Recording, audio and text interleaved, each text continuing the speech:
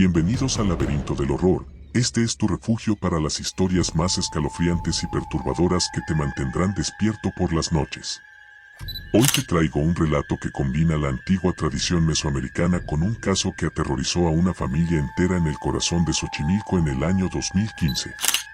Antes de comenzar, si eres amante del terror y las leyendas urbanas, no olvides suscribirte al canal y activar la campanita para no perderte ninguna de nuestras historias.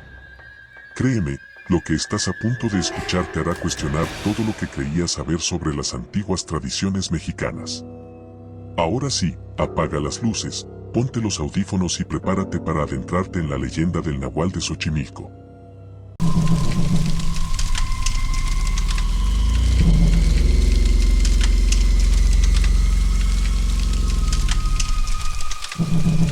Para entender lo que le sucedió a la familia Mendoza en 2015, primero debemos remontarnos siglos atrás, a las creencias más profundas de nuestros ancestros mesoamericanos.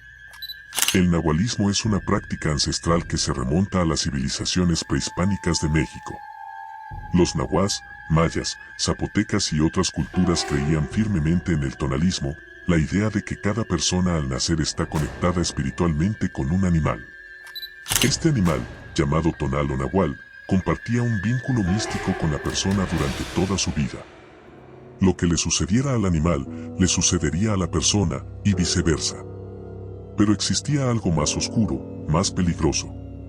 Algunos individuos, a través de rituales prohibidos y pactos con fuerzas sobrenaturales, podían desarrollar la habilidad de transformarse físicamente en su animal nahual. Estos brujos, también llamados nahuales, podían adoptar la forma de jaguares, lobos, águilas, coyotes o perros negros enormes. En tiempos prehispánicos, los nahuales eran considerados protectores de las comunidades, guardianes que usaban sus poderes para defender a su pueblo. Pero con la llegada de los conquistadores españoles y la imposición del catolicismo, estas prácticas fueron demonizadas. Los nahuales pasaron de ser protectores a ser vistos como brujos malignos, servidores del demonio que usaban sus poderes para hacer el mal. Se decía que robaban ganado, atacaban a viajeros solitarios en los caminos oscuros y maldecían a aquellos que los ofendían. Xochimilco, con sus antiguas chinampas y canales que datan de la época azteca, siempre ha sido un lugar donde lo antiguo y lo moderno coexisten de manera inquietante. Las aguas oscuras de sus canales guardan secretos que se remontan a tiempos inmemoriales. Las chinampas, esas islas artificiales creadas por los aztecas para cultivar, están rodeadas de una vegetación densa que durante la noche se transforma en un laberinto de sombras y sonidos inexplicables. Es en este escenario donde la familia Mendoza decidió establecerse en enero de 2015. Roberto Mendoza, un hombre de 42 años, había heredado una pequeña propiedad en una de las zonas más alejadas de Xochimilco, cerca de las chinampas menos transitadas. La casa era antigua, construida en los años 50, con paredes de adobe y un techo de tejas rojas. Estaba rodeada por árboles de sauce y ahuehuetes centenarios que creaban una atmósfera de aislamiento casi total. Roberto vivía allí con su esposa Clara, de 38 años, y sus dos hijos, Daniela de 15 años y Mateo de 11. Al principio, todo parecía perfecto. La tranquilidad del lugar era exactamente lo que buscaban después de años viviendo en el caos de la Ciudad de México. Pero esa tranquilidad no duraría mucho. Las primeras semanas fueron normales. Roberto trabajaba desde casa como diseñador gráfico, Clara daba clases de inglés en línea, y los niños se adaptaban a su nueva escuela. Pero a finales de febrero, comenzaron a notar cosas extrañas. Primero fueron los sonidos. Cada noche, alrededor de las 2 de la madrugada, escuchaban rasguños en las paredes exteriores de la casa. Al principio pensaron que eran ratas o algún animal pequeño, pero los rasguños eran demasiado fuertes, demasiado deliberados. Sonaban como garras enormes arrastrándose lentamente por el adobe. Roberto salía con una linterna a revisar, pero nunca encontraba nada. Solo huellas extrañas en el lodo cerca de las ventanas. Huellas que parecían de perro, pero eran del tamaño de las de un humano adulto. Luego comenzaron los aullidos. No eran aullidos normales de perro. Eran guturales, profundos, casi humanos en su entonación. Venían de los canales, resonando en la oscuridad de la noche. Clara no podía dormir. Se despertaba sobresaltada, con el corazón latiendo violentamente, sintiendo que algo la observaba desde las sombras del jardín.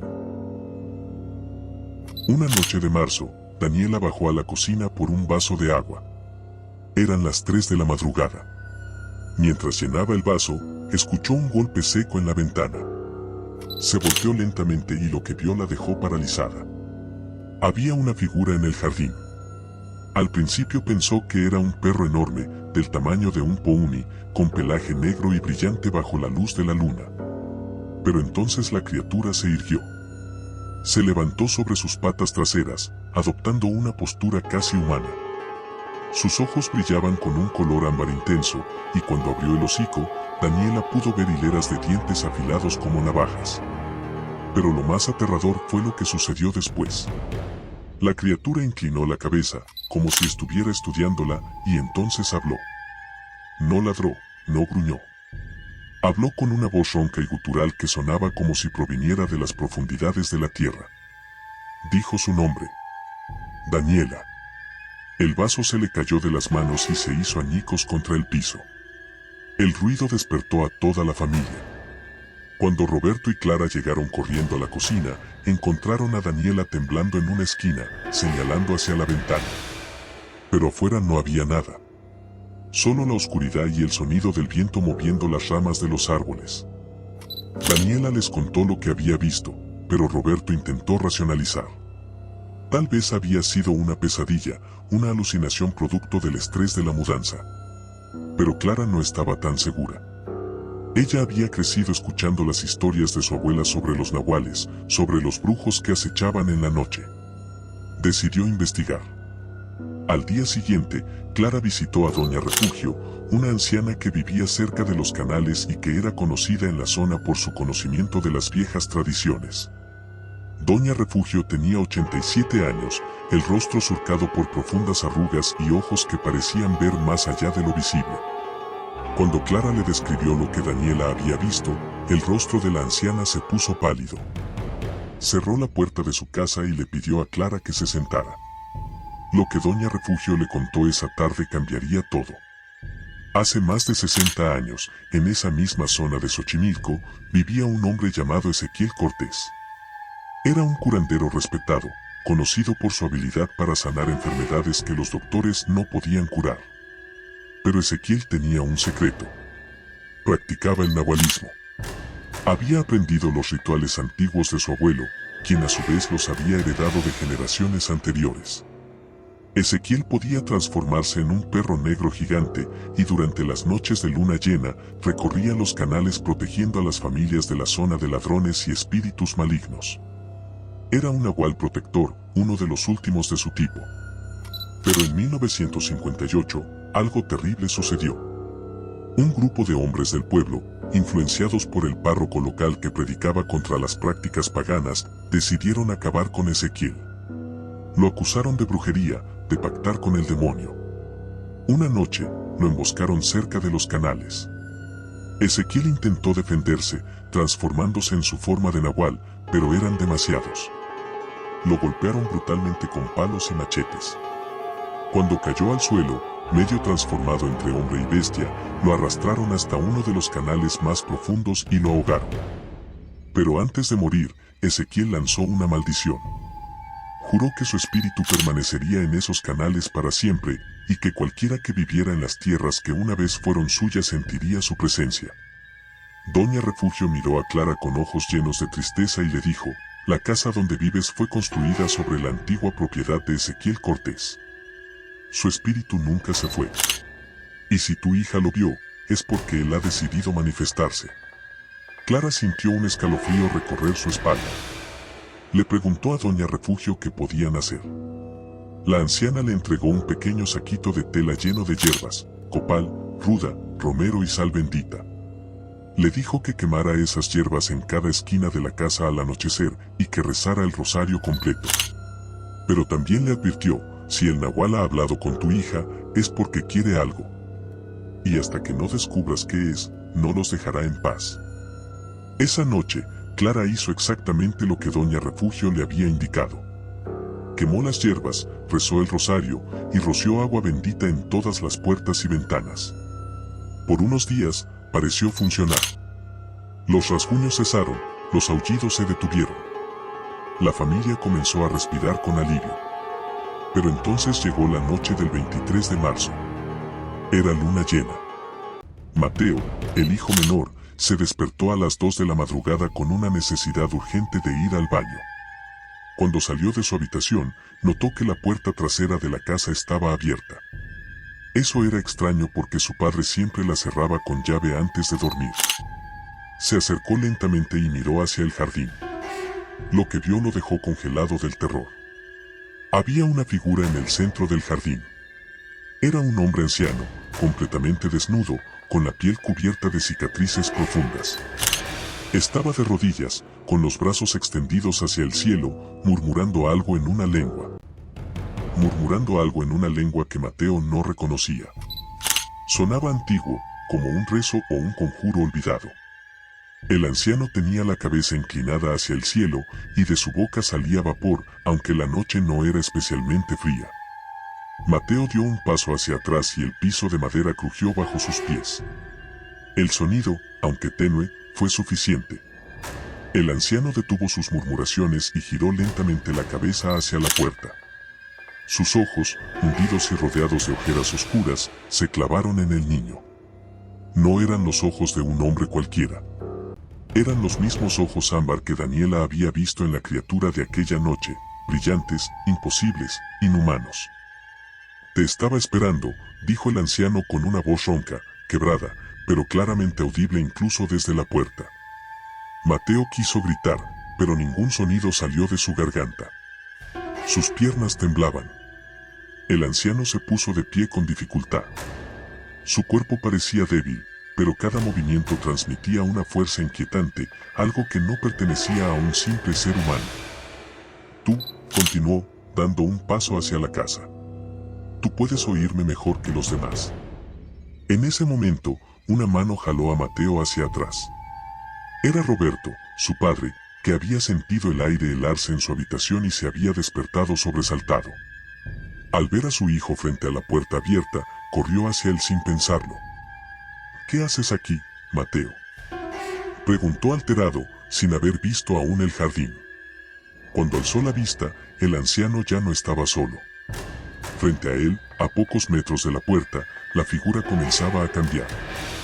Los huesos crujieron con un sonido húmedo y espantoso.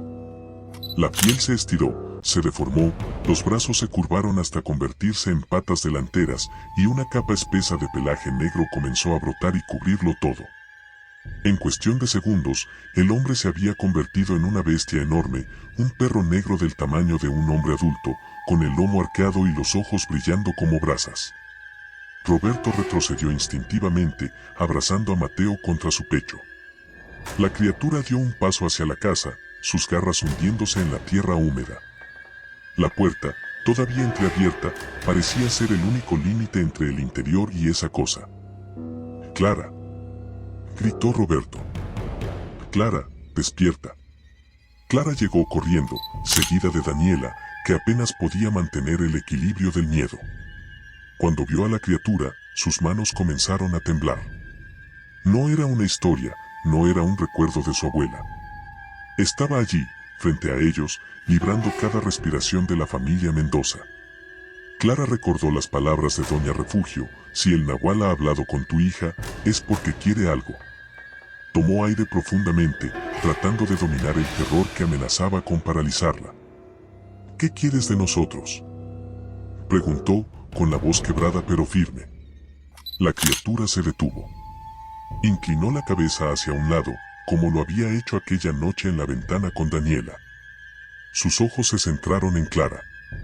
Durante un instante, el tiempo pareció detenerse. Luego, la bestia dio un paso atrás.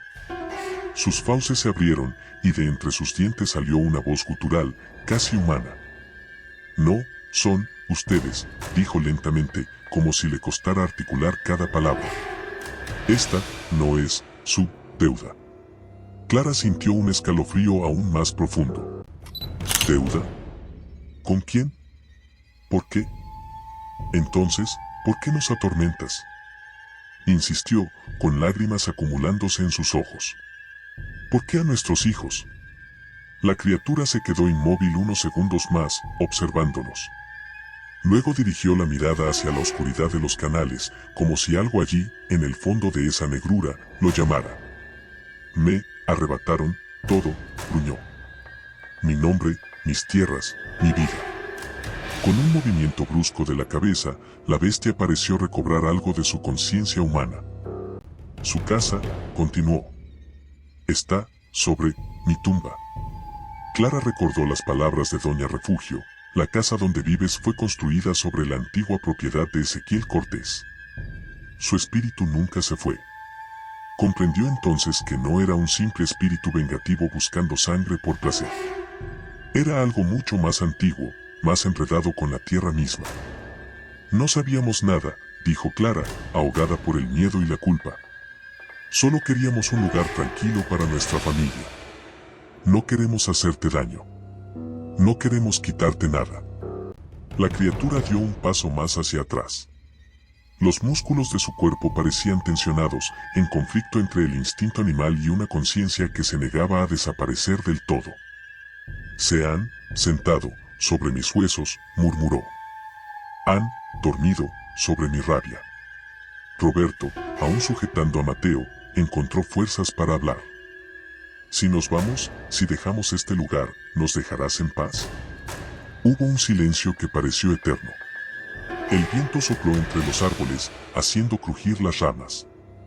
Los canales, invisibles en la oscuridad, emitieron un sonido lejano, como un susurro hecho de agua y tiempo. La criatura inclinó el hocico hacia el suelo. Sus ojos se apagaron ligeramente, como si estuviera recordando algo de su vida anterior. Durante un segundo, Roberto creyó ver el rostro de un anciano cansado detrás de esos ojos ámbar. Váyanse, antes de la próxima luna, gruñó finalmente. Esta tierra, no olvida, ni perdona. Sin decir nada más, se giró hacia los canales. Mientras avanzaba, su cuerpo volvió a cambiar. Las patas se alargaron, el pelaje se hizo más espeso, los músculos se tensaron de una forma antinatural. En cuestión de segundos, el nahual se perdió entre los árboles y la niebla, desapareciendo en dirección al agua negra de Xochimilco. La familia Mendoza permaneció en silencio durante varios minutos, sin moverse, como si cualquier sonido pudiera llamar de vuelta a esa cosa. Finalmente, Clara cerró la puerta con mano temblorosa y echó todos los cerrojos. Nadie durmió esa noche. Al día siguiente, muy temprano, Clara fue a ver a Doña Refugio. La anciana la miró como si ya supiera lo ocurrido. «Te habló, ¿verdad?», dijo sin que Clara dijera una sola palabra. Clara asintió, con el rostro desencajado. «Nos dio tiempo hasta la próxima luna llena para irnos», susurró. «Dice que estamos viviendo sobre su tumba, sobre su rabia».